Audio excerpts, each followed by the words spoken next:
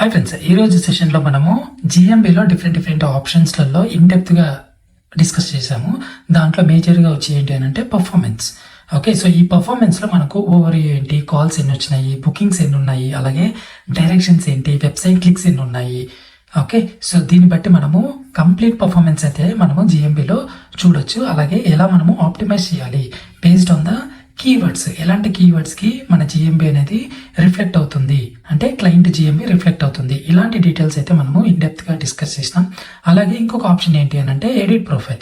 Edit ప్రొఫైల్లో మనకు ఎలాంటి ఆప్షన్స్ వస్తాయి అండ్ ఎలాంటి కేటగిరీస్ మనము మేజర్గా యాడ్ చేసుకోవాలి, అలాగే కాంపిటీటర్ అనాలిసిస్ ఎలా మనము చూసుకోవాలి చేశాక మనకు జిఎంబిలో ఎలాంటి డీటెయిల్స్, కేటగిరీస్, డిస్క్రిప్షన్, అలాగే టైమింగ్ డీటెయిల్స్ ఎలా అప్డేట్ చేయాలి, ఇవైతే మనము ఇన్డెప్త్గా అయితే డిస్కస్ చేసినాం. Thank you.